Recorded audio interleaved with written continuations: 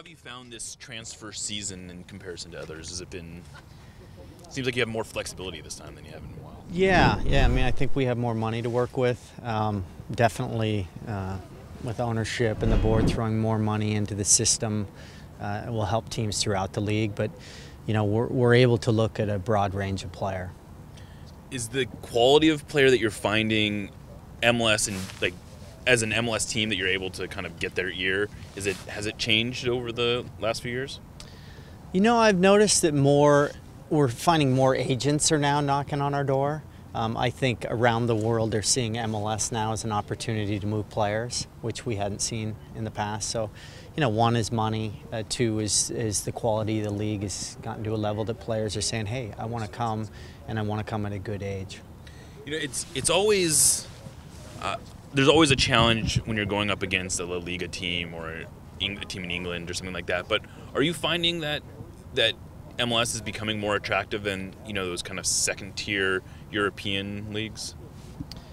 Yeah, I think players are more open now to coming with MLS. With the top players that have come, it's easier when Henry's played here, Beckham's played here, and Giovinco, you know, players coming in at maybe a better age. So I think players are choosing to come to our league and taking it as an option. You know, it's hard to compare. I found it's hard to compare league to league just because the style in the country, you know, how one team would do against another, and comparing leagues is difficult. But, you know, we're happy that it's becoming a league of choice for players. And, you know, there's a lot of competition out there. And sometimes you go and you scout a player for months and then lose them at the last minute. So timing is a big part of it.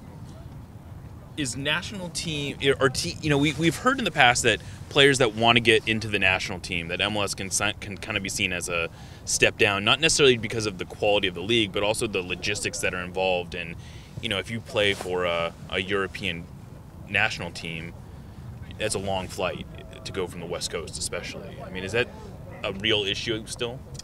You know, when we interview guys, we ask them about their aspirations with their national team. Do they want to play in the next World Cup? Things like that. Some of it depends on the coach's feeling of the national team, what he thinks of Major League Soccer. But I think our league is getting to a level and has enough internationals from around the world that most national teams say, yeah, it's a good league. Okay, you'll stay at a certain level. So I don't find that as an obstacle much anymore.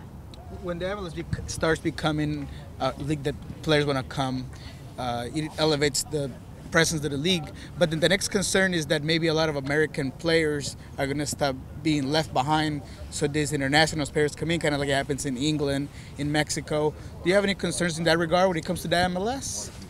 Yeah, I mean, when I think about it as a former U.S. national team player, we always want to develop our home talent here. So I love when American players come through, and I think that is a huge onus on academies. Our academy here, we have, I mean, you look at our players coming through with Jordan Morris and Wingo and new young players coming through, Roldan. So I think that is the future of the U.S. national team, and those players, if they're good enough, you know, Brian's going to play the players who are going to help the team win. So it's competition every day, and I think that competition brings the level higher for everybody. Speaking of the national team, Chris, what do you make of Clint's return a couple weeks ago against Honduras and then Panama?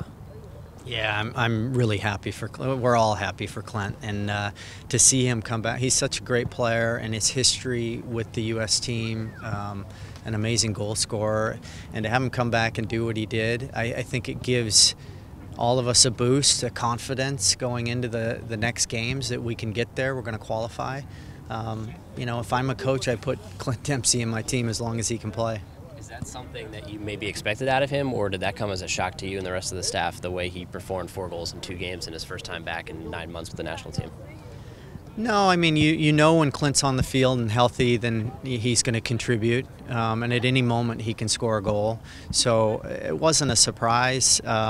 You know, I think just his commitment to helping the team get to the World Cup and the way he was talking leading up to that camp, you knew that he was committed and going to play well. Chris, you say that there is more interest from players around the world. But have you seen any trend? I mean, is the player from South America more interested in MLS or the player from Europe to come and play?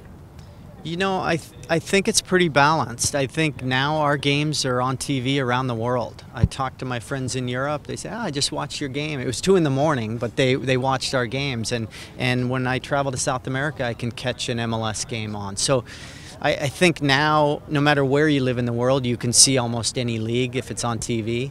And I think that awareness of our league is really helping us. I'm doing a big feature on Cristian Roldan, and I was wondering if you had any memories of just the process you guys had of scouting him when he was at UW and the deal that got made at the Super Draft and the story behind that. What is your recollection of that whole thing? Yeah, I remember when Cristian first came into UW. I remember our whole staff in the bleachers talking about this kid and where he came from. And he's somebody that we followed. He wasn't in our academy, but we followed him like he was. So to have him, you know, he's from California, but to have him go through UW and play there is something that we took close interest in. And when we got to the draft table, we had to find a way to trade up to get him. When you hear a player talking about your guys' potential interest in him, how does that affect that situation?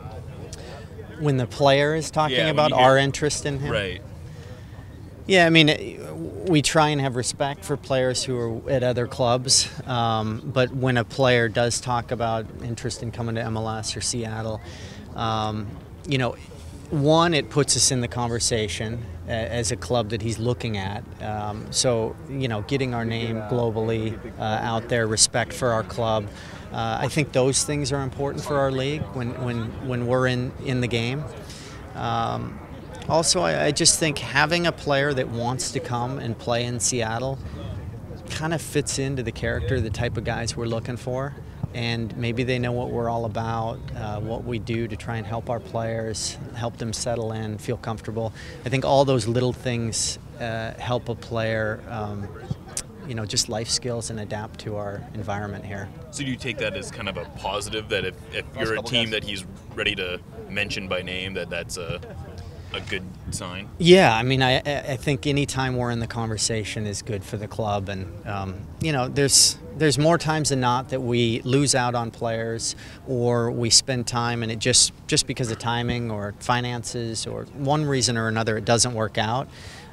It's probably 5% of the time we actually land the player. So there's a lot of work going on that doesn't even come to fruition, but you know, that's part of the game, and we just want to be in the conversation. So, Chris, you said that you're actively looking for players. Are you actively looking for this summer? For the summer? For this window? This coming Yeah. I mean, we're out and about. Kurt left yesterday again. I left 2 weeks ago, and I'll leave again in 10 days. So we're always looking, not only for this window in the summer, but you know, for windows in the future and looking at players. But yeah, we're definitely looking. We always want to try and improve our team, and you know, we're happy with where we're at, but we want to add some good pieces all the time. Here, you have the final last one, guys. How do you, when you go to South America, you don't speak the language. Do you have somebody that comes with you that makes that relationship with these other clubs, maybe anything like that? Yeah, you know, we always have somebody that we can have a conversation with, a player or a club. Someone's always with us. I know enough Spanish from being around, so soccer Spanish, that I can get by.